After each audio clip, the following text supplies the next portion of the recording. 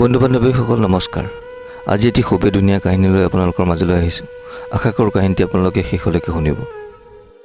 দুগৰাকী গৃহিণী আৰু এটা কাহিনী।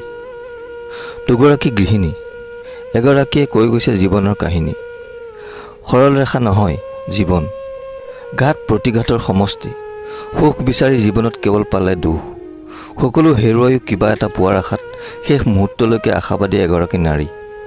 আনগৰাকী গৃহিণীয়ে সেই নাৰীৰ জীৱনৰ বাস্তৱ কথাবোৰ দেখি ধৰি ৰাখিব নোৱাৰিলে চকুৰ পানী।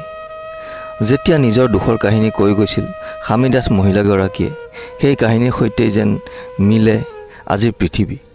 সুখৰ আধাৰ কি? সন্তানেইতো সকলো। স্বামীদাস মহিলাগৰাকীৰ মানুহজন বৰ আপোন বোলা। অন্যায় দুৰ্নীতি তেওঁ বুজি নাপায়, ভাল পায় পৃথিৱীখন, নিজৰ সময়বোৰ আৰু ল'ৰা ছোৱালী তিনিটাক। মহিলাগৰাকীয়ে সেই কথা বুজে। অৰ্ধাংগিনী হিচাপে সেয়ে যিকোনো প্ৰকাৰে মানুহজনক সুখী কৰি ৰাখিবলৈ চেষ্টা কৰে। কলেজত পঢ়াৰ সময়ত তেওঁ আছিল সকলোৰে আকৰ্ষণৰ কেন্দ্ৰবিন্দু। ভাল গান গাইছিল, ইচ্ছা কৰা হ'লে গ্লেমাৰ জগতখনত প্ৰতিষ্ঠা হ'ব পৰাকৈ তেওঁৰ সকলো আছিল। দৰমহাৰ টকাকেইটাৰে টানি টুনি চলি থকা এখন সংসাৰ। ডাঙৰটো ল'ৰা বেকাৰ, এক প্ৰকাৰৰ মাক দেউতাকৰ অবাধ্য। নীতিত চলা দেউতাকে ডাঙৰ মাইনা বুলি মাতে। দেউতাকৰ ওচৰত টকাৰ বাবে হাত পাতোতে মাকে বহু সময়ত পৰিস্থিতি চম্ভালিবলগীয়া হয়। সৰু ল'ৰা ইঞ্জিনিয়াৰিঙত আসন পাওঁতে দেউতাকৰ কিমান যে আনন্দ। মোনাখন মাছ মাংসৰে ভৰাই আনিছিল। বাটত যাকে পাইছিল তাকেই সেই সুখবৰটো দিছিল। কিমান যে কল্পনা ল'ৰাক লৈ মানুহজনৰ। পুতেক ইঞ্জিনিয়াৰ হ'ব, তেওঁ ইঞ্জিনিয়াৰৰ দেউতাক হ'ব, লগে লগে ৰাতিৰ সাজ পৰিয়ালটোৱে সেই সুখৰ মুহূৰ্তত খাব। সেই আশাও মানুহজনৰ সেইদিনা পূৰণ হোৱা নাছিল। ডাঙৰ পুত্ৰ ওলাই গৈছিল ঘৰৰ পৰা কাকো একো নোকোৱাকৈ। সৰু পুত্ৰৰ সেই ভাল খবৰৰ বাবে লগৰবোৰৰ কাষলৈ গ'ল। বাহিৰত বন্ধুৰ সৈতে খাই আহিল একমাত্ৰ জীয়েকে। একেলগে খাম বুলি ৰৈ থকা মানুহজনৰ বুকুখন সেইদিনা ভাগিছিল বৰ বেয়া ধৰণে। তথাপিও তেওঁ সহজভাৱে লৈছিল সকলো। সময় পাৰ হৈ গৈছিল। সময়ে বহু নতুন কাহিনী এই সংসাৰৰ সৈতে সংযোগ ঘটাইছিল। ডাঙৰ পুত্ৰ ড্ৰাগছৰ ব্যৱসায়ীৰ সৈতে মিলি মাক দেউতাকৰ হকা বান্ধা নুশুনি ঘৰ এৰি গুচি গৈছিল। এনে অসাধু এজন ড্ৰাগছ ব্যৱসায়ীৰ পুত্ৰৰ সৈতে কন্যাই বিলাসী জীৱনৰ আশাত বিবাহ পাশত আবদ্ধ হৈছিল।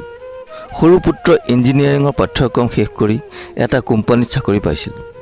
তাৰ পাছত সকলোৱে নিজেই নিজৰ বাট লৈছিল। সেই বাট সুষম নাছিল। আৰক্ষীৰ এনকাউণ্টাৰত ডাঙৰ পুত্ৰৰ মৃত্যুৰ খবৰে মানুহজনক ভীষণ অস্বস্তিত পেলাইছিল। সমাজত তেওঁ ন্যায় পথেৰে বুটলা সন্মানকণৰ শেষ ৰক্ষাও নহ'ল। তথাপিও দুয়োৱে দুয়োকে প্ৰভূত দিয়ে। পত্নীক গান গাবলৈ হাৰমনিয়ামখন উলিয়াই দি তেওঁ গান শুনিছিল। সুখৰ সন্ধানত পত্নীয়ে তাহানিতে গোৱা সেই কবিতা আকৌ শুনিছিল। দুয়োৱে দুয়োৰ কাষৰ পৰা আঁতৰি নিজৰ প্ৰতিশ্ৰুতি দিছিল। কন্যাক স্বামীয়ে ঘৰৰ পৰা খেদি পঠিয়াইছিল। সেই দুখৰ সময়খিনিতে এজন চুবুৰীয়াই তেওঁলোকৰ কাষত বিশ্বস্তৰ দৰে থিয় দিছিল। সৰু পুত্ৰই তেওঁ কৰ্মৰত কোম্পানীটোৰ মালিকনীয়ে নিজৰ কন্যাক বিয়া দি মাক দেউতাকৰ পৰা আঁতৰাই লৈ গৈছিল। এনে এখন বিধ্বস্ত সংসাৰত দুয়ো সুখী হৈ সুখী হ'ব পৰা নাছিল। মানুহজনে নিজে নিজকে অমংগলীয় বুলি ভাবিছিল। এদিন ডিব্ৰুগড়ত বিয়া আছে বুলি মানুহজন ওলাই গুচি গ'ল ঘৰৰ পৰা। তাৰ পাছত ঘৰৰ সমীপৰ পানীখাইটি ৰেল ষ্টেচনলৈ মানুহগৰাকী পুৱা ওলাই যায়। কিয়নো বিয়া খাবলৈ বুলি ওলাই যোৱা মানুহজন দুদিনৰ পাছতেই ঘূৰি অহাৰ কথা আছিল। আহিম বুলি কথা দিও তেওঁ নাহিল। লগত সদায় থাকিম বুলি প্ৰতিশ্ৰুতি দিও তেওঁ নাথাকিল। সেয়েহে কিজানি মানুহজন উভতি আহে ৰেলেৰে বুলি ভাবি প্ৰতিটো পুৱা হাতত বেগটো লৈ আদহীয়া মানুহগৰাকী গৈ ৰেল ষ্টেচন পায়গৈ। এয়াই এতিয়া তেওঁৰ ৰুটিন। ঘৰত তেওঁ অকলশৰীয়া। মানুহঘৰৰ সৈতে খুব আত্মীয় সম্পৰ্ক থকা চুবুৰীয়া মানুহজনেই ঘৰটো ৰখে। গাখীৰ লয় গাখীৰৱালাৰ পৰা। এইগৰাকী গৃহিণীৰ এই কাহিনীৰ সৈতে আছে আৰু বহু উপকাহিনী।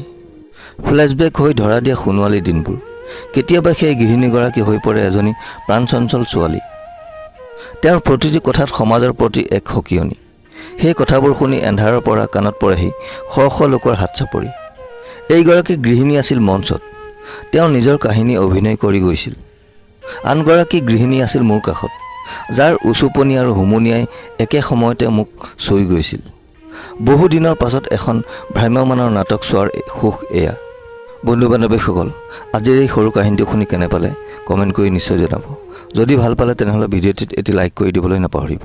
আৰু চেনেলটো যদি প্ৰথম ভিজিট কৰিছে তেনেহ'লে চেনেলটো ছাবস্ক্ৰাইব কৰি বেল আইকনটো প্ৰেছ কৰি থ'ব নিতৌ এনেধৰণৰ কাহিনী পাই থাকিবলৈ। আজিলৈ আহোঁ, আকৌ লগ পোৱাৰ প্ৰতিশ্ৰুতিৰে। ধন্যবাদ। জয় অসম।